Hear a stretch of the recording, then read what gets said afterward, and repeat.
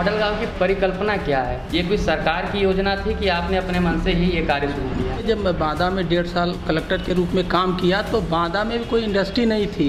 वहाँ की जो इकोनॉमी थी वो खेती पे, गांव पे आधारित थी। कैसे बांदा के लोगों की इनकम बढ़ाई जाए, कैसे उनके जीवन में खुशहाली लाई जाए। जो आपने बांदा में काम किया बतौर डीएम रहते हुए, यानी आपने पर्सनल एफर्ट के चलते काम किया, कोई वहाँ पर सरकारी आदेश नहीं था कि ऐसी मुहिम चलानी है, ऐसा मिशन चलाना? सरकार का तो आदेश हमेशा होता है और रहता है, तो जो सरकार का आदेश था हमने उसी के तहत काम किया। सरकार से अपील क्यों नहीं करते कि ऐसी चीज़ें जो आप एक प्राइवेट संस्था के जरिए करना चाहते हैं वो सरकार अपने तरीके से करे? देखिए, ये काम मैं नहीं कर रहा हूँ। ये काम जो मॉडल गांव का है इसके करने वाले श्री मुनीश गंगवार जी हैं। वो नाबार्ड के रिटायर्ड सीजीएम हैं। बांदा में इस समय भी पानी की किल्लत चल रही है और भविष्य की सबसे बड़ी किल्लत मानी जा रही है कि आपने बताया आपने पानी भी बढ़ा दिया। सरकार से क्यों नहीं आप रिक्वेस्ट करते हैं कि ऐसी चीज़ों को लागू किया जाए? देखिए, सरकार जो बातें आप कह रहे हैं सब कुछ कर रही है। ये मिशन कहीं ना कहीं आपके नाम पर है। आदमी काम नहीं करता है, व्यवस्था काम करती है और सिस्टम काम करता है। ये मेरा काम नहीं था जो आप कहना चाह रहे हैं, ये एक व्यवस्था का काम था।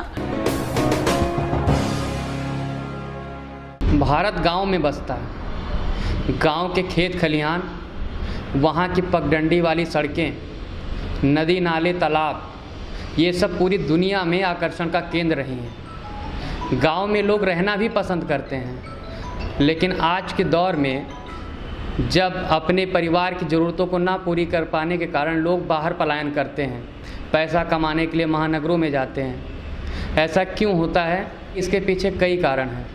क्योंकि कम खेती में अच्छी पैदावार नहीं हो पाती है, अच्छे से उसका कोई किसान अच्छे से अपनी उपज नहीं बेच पाता है, और कहीं ना कहीं आज भी गांव आज के आधुनिक विकास से अछूता है।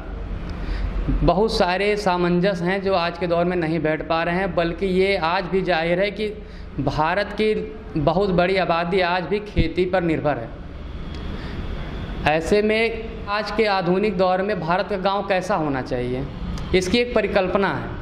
उस परिकल्पना को सोचा बांदा के डीएम रहे डॉक्टर हीरालाल जी ने। उन्होंने बांदा में डीएम रहते हुए एक मॉडल गांव की परिकल्पना तैयार की, उस पर काम किया। एक गांव में कौन सी चीज़ें होनी चाहिए? सड़क होना चाहिए, पानी ज़रूरी होना चाहिए, स्वास्थ्य सुविधाएं होनी चाहिए, वहाँ के किसान जो पैदावार करें वो अच्छे से मंडी में बिकना चाहिए। मतलब जो गांव में रहने वाले परिवारों की स्थिति अच्छी होनी चाहिए। हालांकि बाद में डॉक्टर हीरालाल जी इस समय NRHM में एडिशनल मिशन डायरेक्टर के रूप में कार्यरत हैं, और उनके साथ अतिरिक्त प्रभार है Uttar Pradesh AIDS control society का, जिसमें वो एडिशनल प्रोजेक्ट डायरेक्टर के रूप में कार्य कर रहे हैं। उसके बावजूद में उन्होंने बांदा में देखे गए अपने सपने को बड़े पैमाने पर लागू करने के लिए एक ऐसे मिशन के साथ जुड़े हैं जिससे उन्हें लगता है, या फिर उनके मिशन से ऐसा लोग भी आज मानने लगे हैं कि हाँ, भारत में मॉडल गांव की परिकल्पना तैयार की जा सकती है, जिससे लोग आत्मनिर्भर बन सकते हैं। हमारे साथ हैं डॉक्टर हीरालाल जी। डॉक्टर हीरालाल जी, आपका हमारे कार्यक्रम में बहुत बहुत स्वागत है। धन्यवाद। Thank you. मॉडल गांव की परिकल्पना क्या है? बतौर आप प्रशासक वहाँ पर बांदा में रहे, आपने वहाँ पे तैयार किया, ये कोई सरकार की योजना थी कि आपने अपने मन से ही ये कार्य शुरू किया? नहीं, देखिए, जब मैं बांदा में 1.5 साल कलेक्टर के रूप में काम किया तो बांदा में भी कोई इंडस्ट्री नहीं थी। वहाँ की जो इकोनॉमी थी वो खेती पे, गांव पे आधारित थी, और मेरा एक सपना था कि कैसे बांदा के लोगों की इनकम बढ़ाई जाए, कैसे उनके जीवन में खुशहाली लाई जाए। तो इसके लिए मैंने वहाँ बहुत सारे काम किए, लेकिन वो अनऑर्गेनाइज्ड वे में था। जैसे पानी की वहाँ समस्या है, पूरे बुंदेलखंड की समस्या है, तो हमने वाटर कंजर्वेशन अभियान चलाया। कुआं तालाब में पानी लाएंगे, बांदा को खुशहाल बनाएंगे जैसे स्लोगन के साथ हम लोगों ने काम किया। तो वहाँ 1 मीटर 35 सेंटीमीटर पानी बढ़ा, और उसका नतीजा ये हुआ कि पानी की समस्या तो दूर हुई 18.5% करीब क्रॉप प्रोडक्टिविटी बढ़ी, लोग धनी हुए, गरीबी डाउन हुई। इसी तरह से 2 एक्सीलेंस सेंटर बनवाया गया। इलेक्शन में हाईएस्ट वोटिंग परसेंटेज, ये माहौल क्रिएट करके लोकतंत्र को मजबूत किया गया, आपस में भाईचारा मजबूत किया गया, सोशलाइजेशन मजबूत किया गया, जेल को नंबर 1 बनाया गया। इस तरह से हम लोगों ने 20-22 प्रयोग किए। तो जो हमने प्रयोग किया उसी का एक ऑर्गेनाइज रूप है मॉडल गांव। तो ये जो मॉडल गांव है, मॉडल गांव की परिकल्पना जो बांदा में प्रयोग सफल हुए हैं उसी पे आधारित है। और इसके 3 पार्ट हैं। पहला पार्ट है गांव में विकास के मुद्दे से हर व्यक्ति को जोड़ करके एक माहौल बनाना। किसी काम के लिए सबसे पहले माहौल बनाया जाता है, तो विलेज हाँ प्रोत्साहित करना, उत्साहित करना और किसी मुद्दे से जोड़ना। तो ये है विलेज मैनिफेस्टो पार्ट 1। पार्ट 2 है चेंज मेकर का सिलेक्शन करना और उनको बदलना, चेंज मेकर बनाना।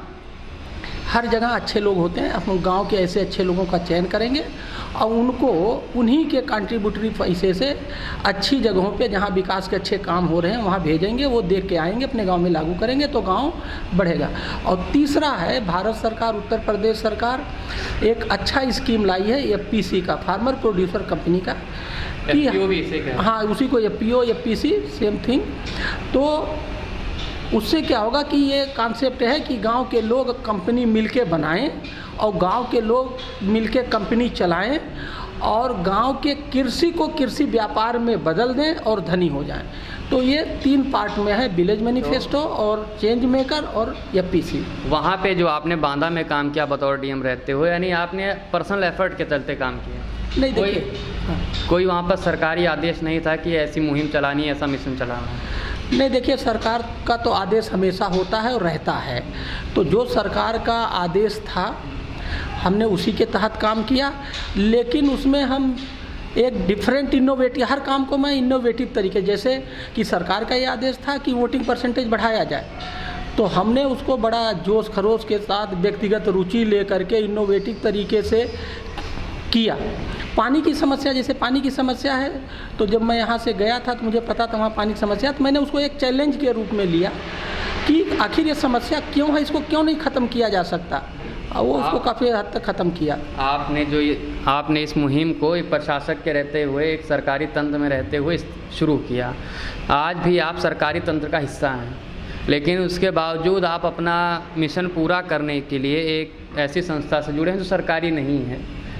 ऐसा है कि सरकार कई योजनाएं भी चला रही है। आप जैसे FPO की बात कर रहे हैं, आप भी कहीं ना कहीं सरकार का ही प्रचार कर रहे हैं। FPO सरकार की ही योजना है। बाकी जितनी भी चीज़ें आप एक लोगों को तराश के फिर मैसेज भिजवाना चाहते हैं कि वहाँ पे ऐसी चीज़ है तो आप अपने यहाँ लागू कीजिए। तो आप सरकार को ही क्यों नहीं प्रेजेंटेशन, सरकार से अपील क्यों नहीं करते कि ऐसी चीज़ें जो आप एक प्राइवेट संस्था के जरिए करना चाहते हैं, कि एक संस्था के जरिए करना चाहते हैं, वो सरकार अपने तरीके से करे? देखिए ये काम मैं नहीं कर रहा हूँ। ये काम जो मॉडल गाँव का है इसके करने वाले श्री मुनीश गंगवार जी हैं, वो नाबार्ड के रिटायर्ड CGM हैं, वो कर रहे हैं। मैं तो चूँकि मेरे काम पे आधारित है तो मैं इसका ऑनरेरी मेंटर हूँ, एडवाइज़र हूँ, चूँकि मेरा काम है। और मैं आपको बता दूँ, सरकार को पता, सरकार जो काम कर रही है उसी में हम ये पूरा जो मॉडल गाँव का कॉन्सेप्ट है सहारा दे रहा है।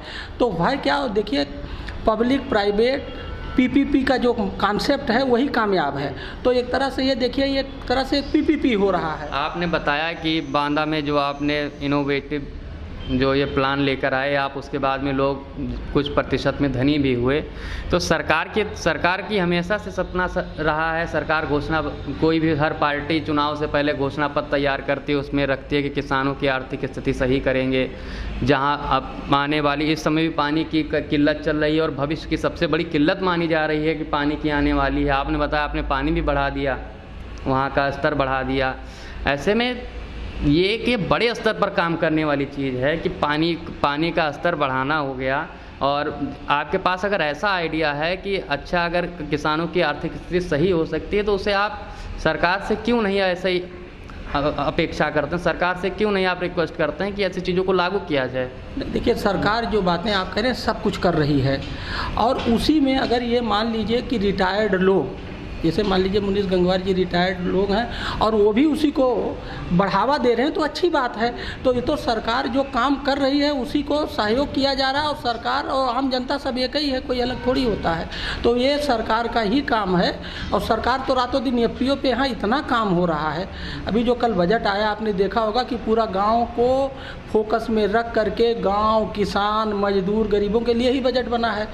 तो ये जो आप कहना चाह रहे हो सरकार उस पर काम कर रही है, उसी में अगर कुछ रिटायर्ड लोग जिनके पास इसका अनुभव है वो काम कर रहे हैं तो अच्छी बात है और उसको सप्लीमेंट कर रहे हैं। आपने बताया कि ये मॉडल गांव का जो मेन अध्यक्ष हैं इस मिशन के वो मुनीष जी हैं, जो रिटायर्ड CGM हैं नाबार्ड के। लेकिन जो ये मिशन की जो भूमिका है वो आपके काम के ज़रिए शुरू हुई। आपने जो सपना देखा आपने उसे इम्प्लीमेंट किया, एक स्तर पर किया, बड़े स्तर पर एक स्तर पर किया। तो ऐसे में ये मिशन कहीं ना कहीं आपके नाम पर है। नहीं, देखिए ऐसा है, आदमी काम नहीं करता है, व्यवस्था काम करती है और सिस्टम काम करता है, ठीक है। तो काम करने वाला ना कोई लीडरशिप तो लेता ही है, कोई न कोई लीड करता है। तो मेरा वहाँ जो है ये मेरा काम नहीं था जो आप कहना चाह रहे हैं, ये एक व्यवस्था का काम था और व्यवस्था से ही रिजल्ट आता है। जैसे मुनीष जी ने आपके काम को देखा, एनालाइज किया, फिर उन्होंने इसको और आगे बढ़ाने के लिए उसमें आपको बतौर एडवाइज़र रखा। मैं इस बात की कह रहा हूँ कहीं ना कहीं इस मिशन की जो मूलभूत आत्मा है वो आपका काम ही है, जो आपने DM रहते हुए किया। जो काम होता है, काम को जब कहीं सफलता मिल जाती है, देखिए आजकल स्टार्टअप इनोवेशन का काम चल रहा है, तो उसका पहला स्टेप होता है आइडिया का। तो आइडिया होता है, फिर प्रोडक्ट बनाते हैं, फिर उसको लागू करके उसको वेरीफाई करते हैं। तो ये जो वहाँ काम करके लागू करके ज़मीन पे रिजल्ट मिला है उसी का रिप्लिकेशन है, तो ये तो अच्छी बात है। जैसे जो आपका मिशन आप मॉडल गांव चला रहे हैं, ये एक प्रदेश स्तर तक है कि पूरे देश में इस चीज़ को फैलाया जाए? आज के डेट में आप जानते हैं कि सब चीज़ें ऑनलाइन होती है, तो ऑनलाइन में कोई भी इसका ऑनलाइन है और हम किसी को कुछ देने नहीं जा रहे हैं। हम तो we are empowering in the model गांव to the public by giving them knowledge is power. तो इसमें ऑनलाइन है, कोई भी आदमी उसको पढ़ सकता है, समझ सकता है और उसको लागू कर करके वो अपने आप को एम्पावर कर सकता हो। बिल्कुल नहीं, जैसे अगर केरल का लड़का अगर आपसे जुड़ना चाहे तो केरल का लड़का आपसे सिर्फ ऑनलाइन माध्यम से जुड़ सकता है कि कोई टीम वहाँ पर नहीं जाएगी? नहीं, हम लोग इस तरह का कोई टीम का कॉन्सेप्ट नहीं है और वो जो है ऑनलाइन जो जानकारी है उसको अध्ययन करेगा। अगर कोई मौके पर काम करने में दिक्कत आएगी तो वो क्वेश्चन कर सकता है, बात कर सकता है, उसकी समस्याओं का समाधान हैंड होल्डिंग करके किया जा सकता है। आप उत्तर प्रदेश में काफ़ी समय से हैं, आप वरिष्ठ IAS हैं, तो उत्तर प्रदेश के गाँव में मूलभूत कमियाँ कौन कौन सी हैं? देखिए, जो मैंने व्यक्तिगत रूप से ये एहसास किया, हमें लोगों को जगाना है, क्या है, जागरूक करना है और उनके नॉलेज को बढ़ाना है। क्या, उनको सपने दिखाना है कि भाई देखिए, जैसे हमने वहाँ पानी का काम किया था, हम लोगों को सपने दिखाते थे कि अगर ये पानी का काम हो जाएगा तो आपकी कई समस्याएं, और धीरे धीरे सपने देखने लगे, लोग जागरूक हुए और सहभागिता करने लगे, हो गया। तो जो मुख्य बिंदु है कि कैसे लोगों को अवेयर किया जाए, जागरूक किया जाए, सपने दिखाया जाए और वो कैसे सपने देखने लगे, जो मेरा व्यक्तिगत अनुभव है काम के आधार पर। आपने बांदा में एक अरहर सम्मेलन चलाया था, ये अरहर सम्मेलन क्या है? मान लीजिए अरहर से इसका क्या ताल्लुक है?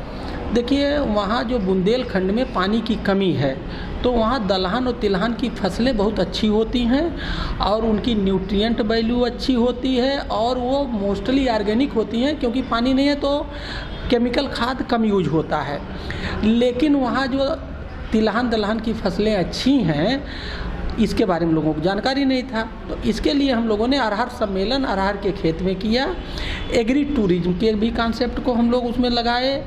कालिंजर का जो फोर्ट है उसी के नीचे हम लोगों ने अरहर के खेत में 5 पद्मश्री बुला करके, कई जिलों के अग्रणी किसान बुला करके एक दिवसीय अरहर सम्मेलन किया। अब यहाँ अरहर का मतलब था जितनी भी दलहनी फसलें थीं उनके बारे में पूरे उत्तर प्रदेश में, देश विदेश में ये बताना, प्रचार करने का एक बहुत बढ़िया देसी देहाती तरीका हमने अपनाया कि जैसे कि लोगों को यदि मतलब अरहर या उससे रिलेटेड दलहन की फसलें, दलहन का कुछ भी खरीदना हो तो बांदा में आए या बुंदेलखंड में आए। और ये फार्मूला बहुत कामयाब रहा। लोगों की डिमांड बढ़ गई, लोग सप्लाई नहीं कर पाए, ऐसा लोगों ने बताया। तो ये देसी देहाती तरीके से जो वहाँ का एग्री प्रोडक्ट था उसके प्रचार करने का एक नया तरीका, एक इनोवेटिव तरीका था, कास्टलेस। आप फिलहाल किस किस तरीके से लोगों को जागरूक कर रहे हैं? जैसे आपने जब इसका उद्घाटन कराया या आपके मैंने ऑनलाइन वेबसाइट मैंने देखी, उसमें कई पद्मश्री सपोर्ट कर रहे हैं मॉडल गांव की पूरे जो मिशन को सपोर्ट कर रहे हैं। तो ऐसे में क्या आप ऑनलाइन ही हर चीज़ रहेगा कि कभी यहाँ पे सेमिनार हो गया, मान लीजिए लखनऊ स्तर पर, प्रदेश स्तर पर? देखिए ऐसा है कि चूँकि जो मुनीस जी हैं वो रिटायर्ड कर्मचारी हैं और उनकी 3-4 लोगों की टीम है, ठीक है, तो ऑनलाइन भी रहेगा और ऑफलाइन भी रहेगा। जैसी आवश्यकता होगी उस अनुसार काम किया जाएगा। जैसे अभी 19-20-21 को 3 दिन का जो है मेला था बांदा यूनिवर्सिटी में, तो वहाँ एक स्टॉल लगा करके इसके बारे में लोगों को जागरूक किया गया। आप इन्होंने यहाँ से लोग भेजे। तो इस तरह से दोनों ऑनलाइन और ऑफलाइन जैसी आवश्यकता होगी और जैसी उपलब्धता होगी उसके अनुसार इसके व्यापक प्रचार प्रसार, जागरूकता और सपने दिखाने का काम किया जाएगा। अभी लगभग किस ज़िले के गांव में आप मॉडल गांव बनाने का काम कर रहे हैं? देखिए अभी इसका शुरुआती दौर है, जनवरी से ये शुरू हुआ है, तो अभी हम लोग, ये बहुत लंबा प्रोसेस होता है। देखिए गांव का मॉडल गांव बनाना के लिए टाइम टेकिंग है। नहीं, लेकिन आपने एक तैयारी तो शुरू की होगी, पहले इस क्षेत्र से करेंगे या फिर कहीं से आपके पास इनपुट आया होगा कि हमारे गांव को आप सेलेक्ट करिए, हम आपके साथ मेहनत करेंगे? इस तरह से अभी तक काफ़ी लोग ऑनलाइन डिस्कशन चल रहा है। 25-26 गांव के लोगों ने विलेज मैनिफेस्टो छपवा के गांव में अपना विकास पे चर्चा शुरू कर दिया।